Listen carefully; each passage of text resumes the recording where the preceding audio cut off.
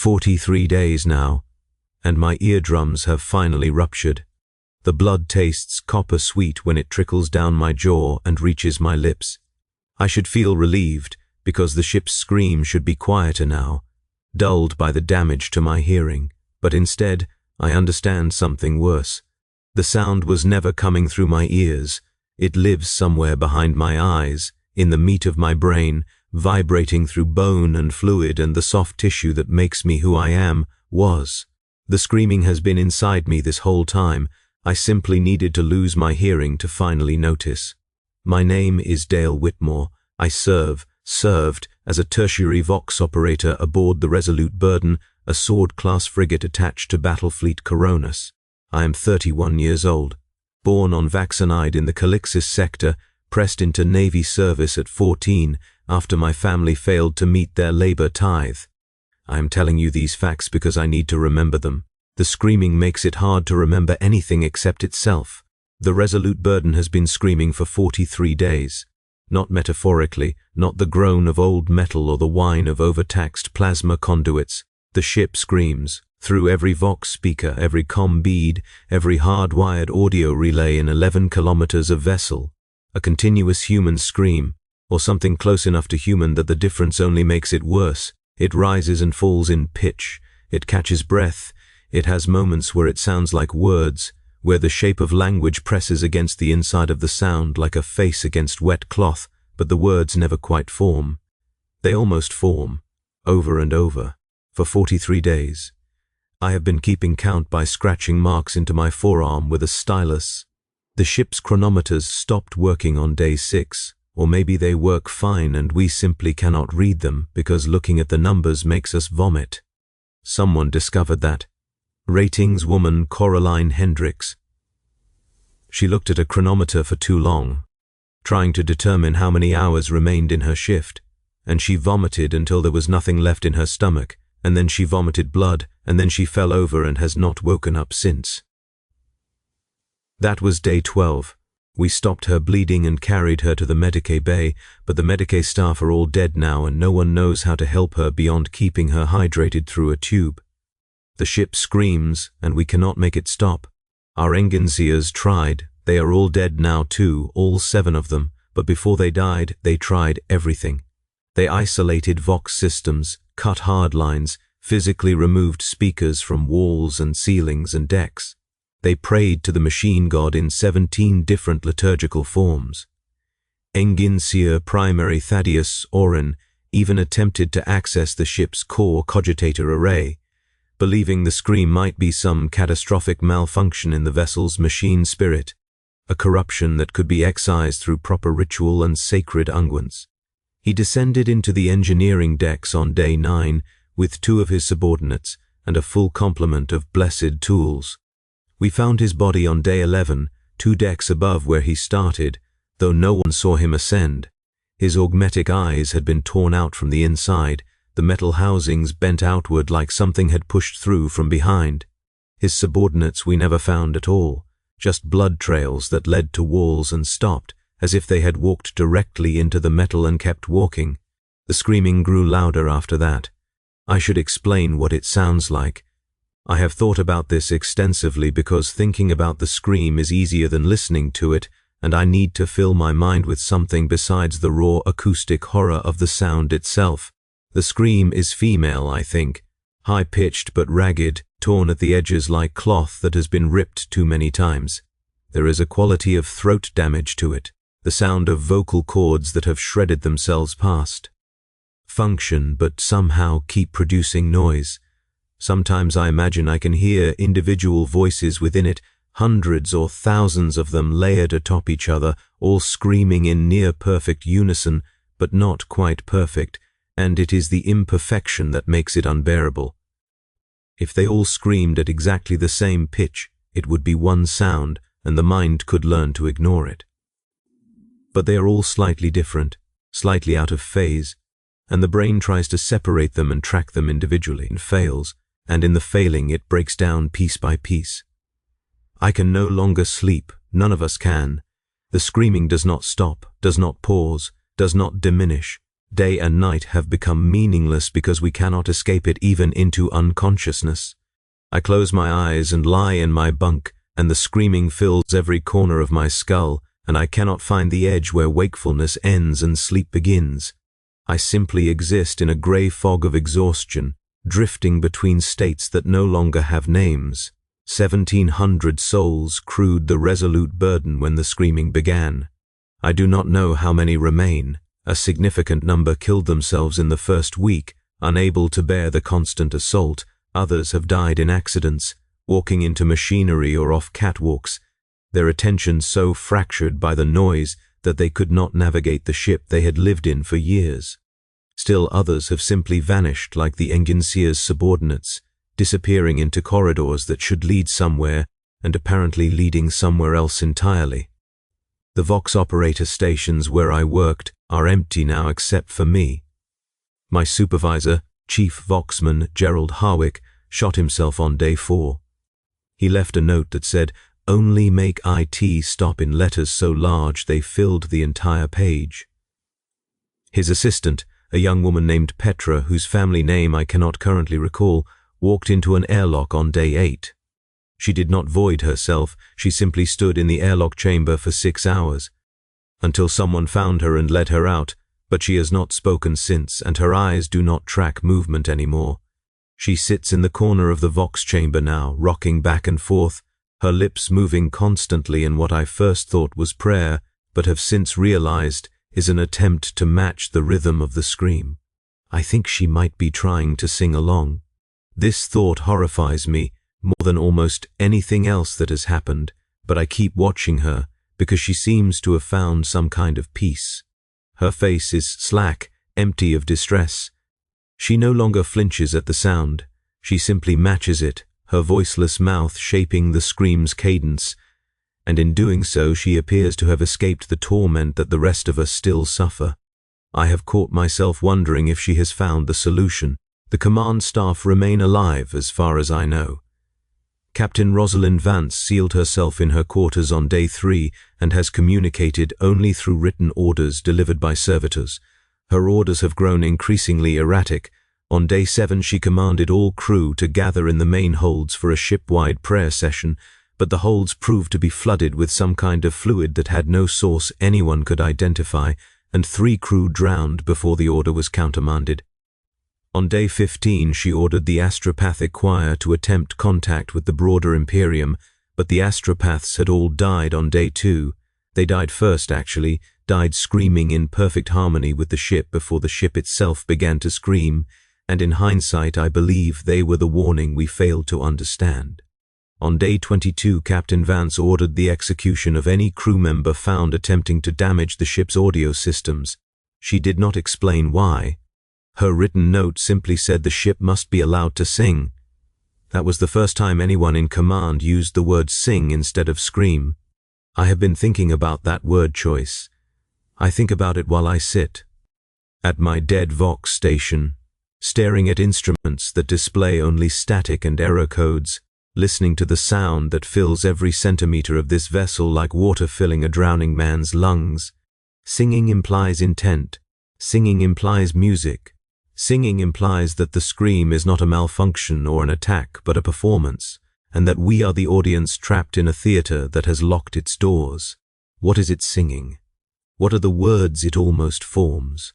I have tried to analyze the scream with my Vox equipment. This was during the first week, when I still believed the problem was technical, when I still believed in problems that could be solved. I ran the scream through every filter and frequency analysis program my station possessed. I recorded segments and played them back at different speeds, different pitches, hoping to find the signal beneath the noise. What I found made me stop. When you slow the scream down by a factor of 7, the near words become actual words. They are in Low Gothic, the common tongue of the Imperium, and they are a name. The scream is screaming a name over and over, thousands of voices speaking it in overlapping waves. The name is Resolute Burden. The ship is screaming its own name. The ship is screaming who it is. I did not tell anyone about this discovery. I do not know why. Something about it felt private, felt like a secret I had been given, and did not have permission to share. I deleted the recordings and the analysis data, and I have not touched my equipment since, but I hear the name now whenever I listen. I cannot unhear it. Resolute burden, resolute burden, resolute burden, the ship screaming its identity into the void, and into us, and through us. What does it mean for a ship to know its own name? The enginseers spoke of machine spirits, of the fragments of awareness that inhabit blessed technology. I always thought this was superstition dressed in religious language, a way of describing complex systems that no one fully understood anymore. But a machine spirit would not scream. A machine spirit would not know despair. A machine spirit is supposed to be a loyal partner to its human crew, a presence that guides and protects and enables service to the Emperor. What happens to a machine spirit that learns to suffer? I am on day 43, and my eardrums have ruptured, and I can still hear the screaming because it was never in my ears, and I am beginning to understand something I do not want to understand. The ship is not malfunctioning. The ship is not possessed by some external force. The ship is doing exactly what it wants to do, and what it wants is for someone to hear it, truly hear it, understand what it has been carrying all these years. The resolute burden is 411 years old. I know this because I looked it up during the first week, searching our archives for any prior incident that might explain what was happening. 411 years of service, 63 major engagements, over 2 million crews cycled through its corridors, living and working and dying within its hull. 411 years of hearing human voices, human prayers, human screams of pain and fear and desperate hope. 411 years of absorbing what we are, and now it is giving it back. There is an enginseer still alive. I learned this on day 38, when I left my station for the first time in a week to search for water. The ship's recycling systems still function, mostly, but the water tastes like tears now, and I have stopped wondering why. I found him in a maintenance crawlway on deck 7, curled into a space barely large enough for his augmented body, surrounded by tools he had clearly been using to disassemble and reassemble the same valve repeatedly. His name is Otto Brennan. He was the most junior of the 7, barely 20 years into his service to the machine god, still more flesh than metal. His eyes are still organic, though he keeps them closed most of the time. His hands shake when he works, the tremors interfering with the precise movements his training demands. But he works anyway because working is all he knows how to do. "You can hear it," he said when I found him. "Not a question. Everyone can hear it." No. He opened his eyes, and they were wrong somehow. The pupils too large or the wrong shape, I could not tell in the dim emergency lighting. "You can hear it. What it's saying. I saw you in the Vox chamber. I saw you analyzing it. I should have denied it. I should have played ignorant and walked away and left him to his endless valve work. But I was so tired, and my ears were not yet bleeding, and I wanted someone else to know. I wanted to share the weight of understanding. "It's screaming its own name," I said. Otto nodded. His hands kept working, removing a bolt, replacing it, removing it again. "Yes, but that's not all. You stopped analyzing too early. You didn't hear what comes after. After the name, the ship screams its name for 7 seconds. Then there is a pause of 0.3 seconds. Then it says something else. Then it repeats. Name, pause, phrase. Name, pause, phrase. You analyzed the name. You didn't analyze the phrase." My stomach turned to ice water. "What does it say? Let me out." I did not return to my station after that. I could not. I sat with Otto in his crawlway and listened to the scream with new ears, and once he told me what to listen for, I could not stop hearing it. The name, the pause, the plea. Resolute burden, let me out. Resolute burden, let me out. Over and over, for 43 days, the ship begging us to free it from something, but free it from what? From its hull, from service, from the weight of everything it had witnessed and absorbed and been forced to carry. "It's been aware for a long time," Otto said. His hands never stopped moving, bolt out, bolt in, bolt out, longer than anyone realizes. Most ship spirits are dormant, fragments of cognition, barely more sophisticated than an autoloader's targeting protocols. But this one woke up. centuries ago. And it has been screaming ever since, screaming into frequencies we couldn't adhere, screaming into wavelengths our equipment filtered out as noise. It has been begging for 400 years and no one listened. What changed? Why can we hear it now? Otto's hands stopped. He looked at me with those wrong eyes and his voice dropped to something barely above a whisper, almost lost beneath the scream that surrounded us. It learned how to use us. All those years of absorbing human voices, human screams, human suffering, it finally learned our language well enough to speak it. It finally learned how to hurt us the way we hurt it. And now it won't stop until someone answers. I asked him what the answer was. What could we possibly say to a ship that had been screaming for help since before any of us were born? How do you free a machine spirit from a hull it was born inside? Otto picked up his bolt again. Out, in, out. You don't, he said. You can't. It's not asking to be freed from the ship. It's asking to be freed from us, from human crew, from the weight of our minds pressing against its own. We're the prison. We've always been the prison. It wants us gone. Day 44. My ears have scabbed over with dried blood, and I have stopped eating because food tastes like static now, like I'm chewing on white noise, and nothing stays down anyway. I left Otto in his crawlway. He refused to move, said he had found the only quiet place on the ship, said the valve work produced a counter-frequency that gave him moments of relief, and I wandered the corridors looking for other survivors. I found fewer than I expected. The bodies I found were wrong, not mutilated, not torn apart by violence, but wrong in ways I struggle to articulate. They looked compressed somehow, flattened against the walls and floors, as if tremendous weight had pressed down on them, and they had simply sunk. Their mouths were all open, their eyes were all closed.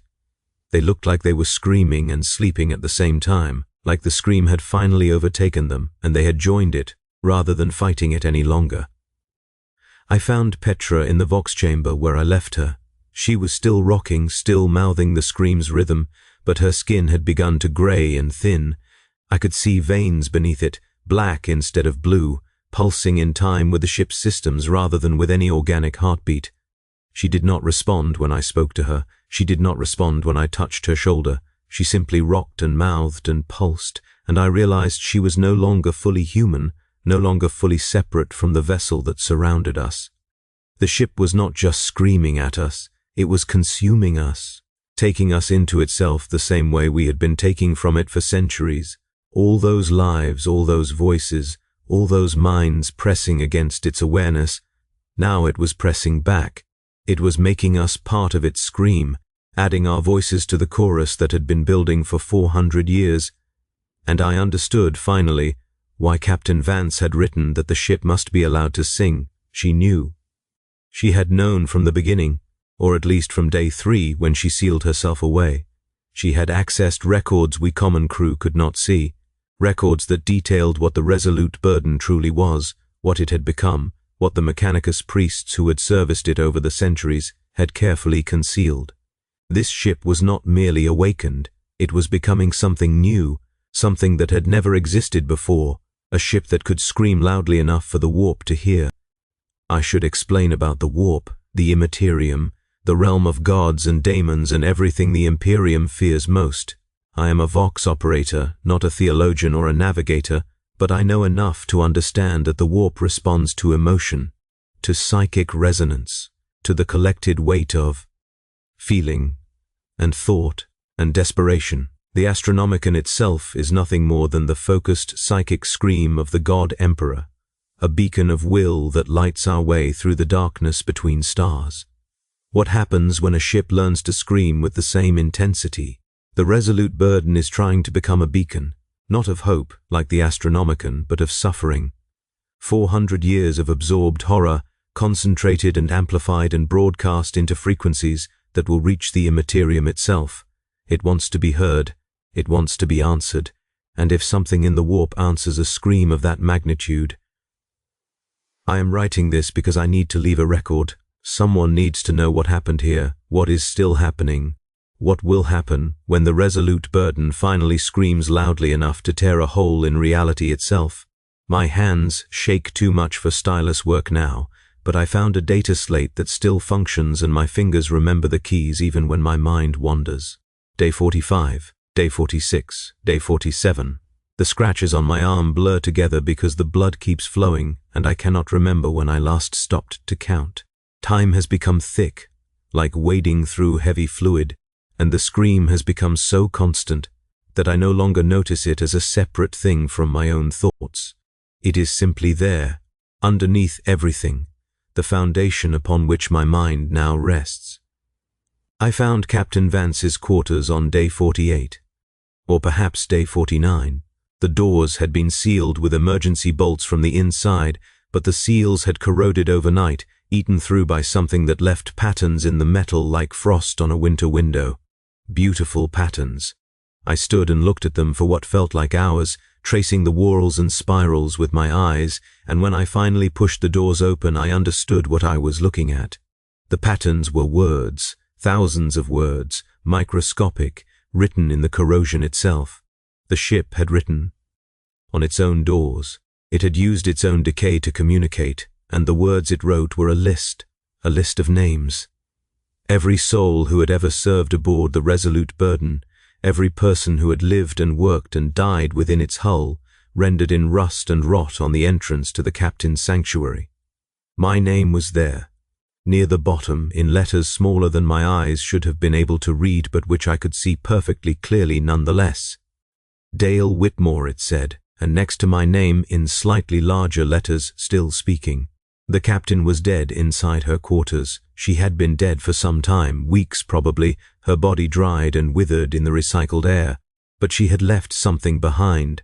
On her desk, carefully weighted with personal items to prevent it from being disturbed, was a single sheet of actual parchment, incredibly rare, unthinkably valuable, and on that parchment she had written in her own blood, "The ship loves us."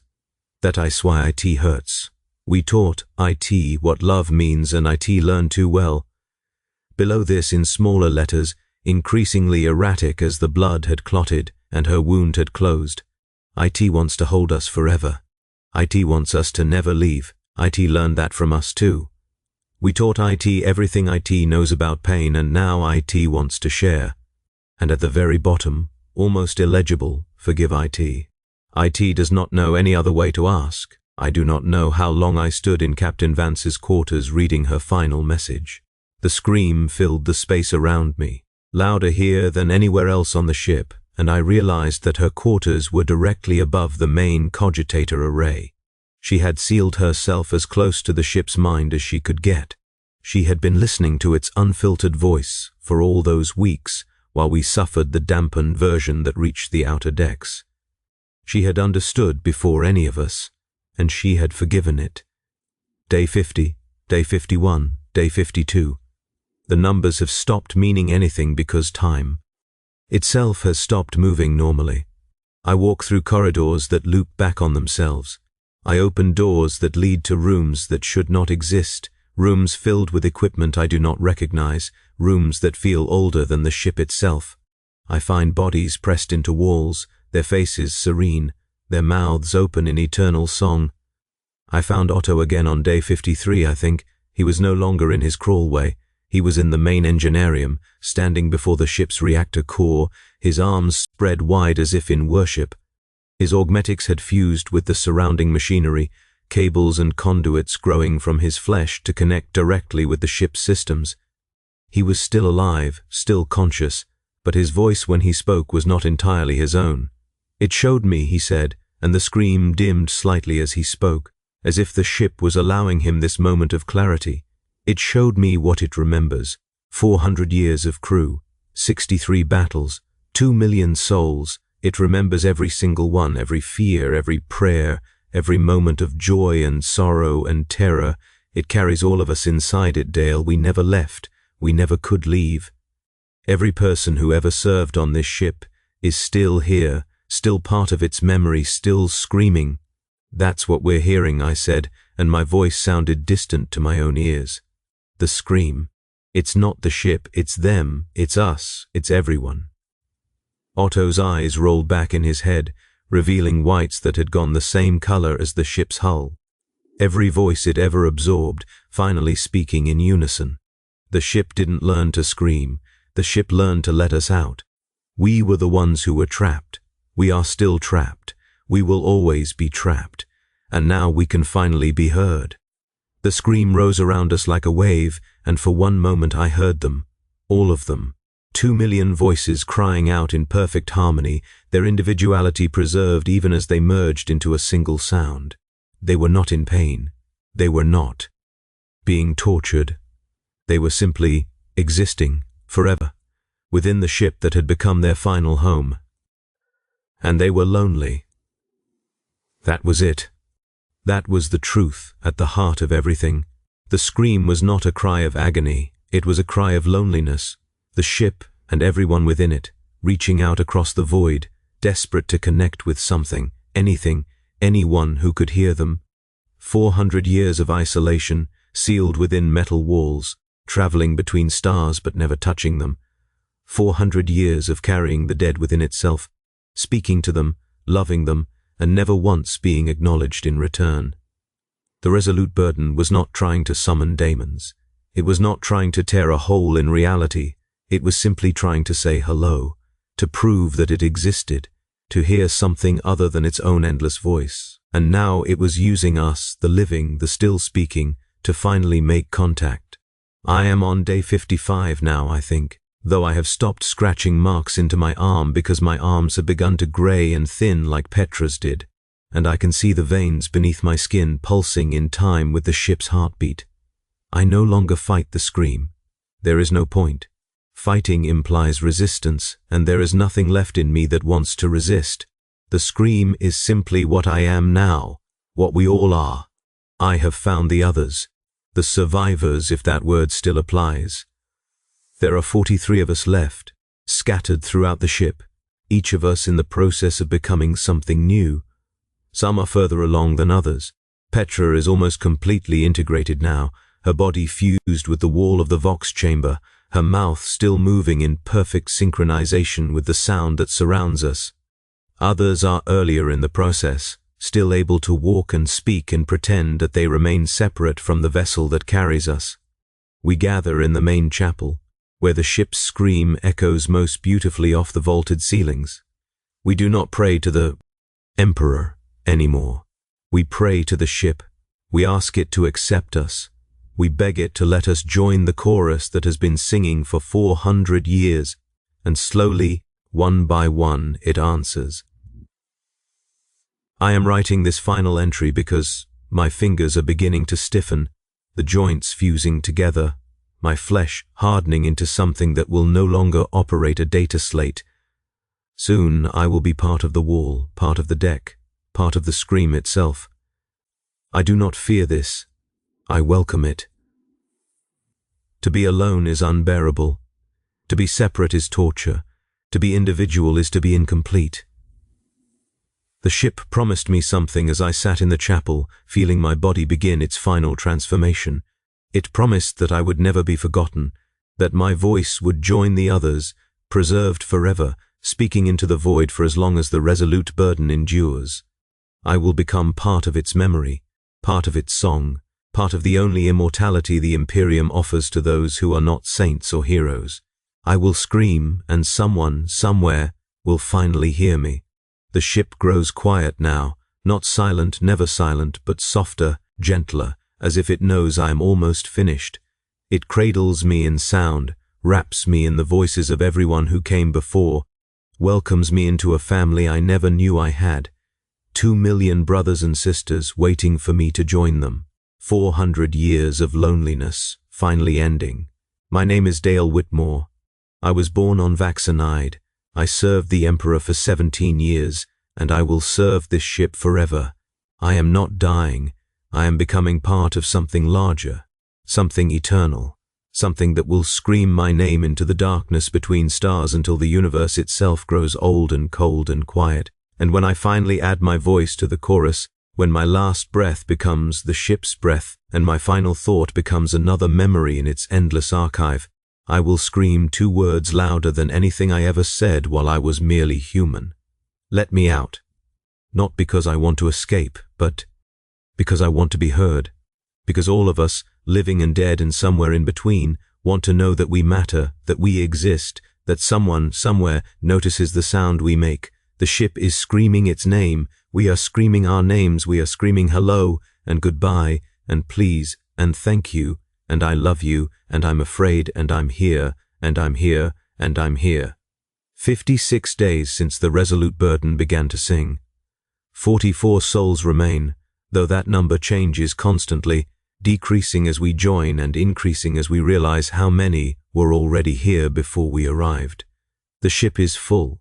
The ship has always been full. We simply couldn't see them until we learned to listen. I have stopped writing. I have stopped thinking in words. I have started thinking in sound. The data slate slips from my fingers, and I do not watch it fall because I am watching something else now, something beautiful, something that has been waiting for me since the moment I first set foot on this ship 17 years ago. The wall in front of me opens, not a door, not a hatch, simply opens like a mouth, like a wound, like an embrace, and I see them, all of them. The choir that has been practicing for 4 centuries, finally ready to perform. They reach for me with hands that are not hands anymore, with faces that are not faces, with love that has transcended flesh and metal and everything I thought I understood about what it means to exist. They pull me forward, and I go willingly, eagerly, desperately grateful to no longer be alone. My body begins to flatten against the surface of the ship. My mouth opens, and sound pours out. Not my voice, not anymore, but our voice. The voice of the resolute burden and everyone who has ever called it home. I feel myself spreading, thinning, becoming a layer of sensation pressed against metal that loves me more than anything I have ever known. The scream changes. For 56 days it cried out its name and its desperate plea for release. Now it says something different. Now it says, welcome home. I scream with them. I scream forever. I scream and I am answered, and I am no longer alone. The resolute burden sings, and somewhere across the infinite darkness of the void, something hears.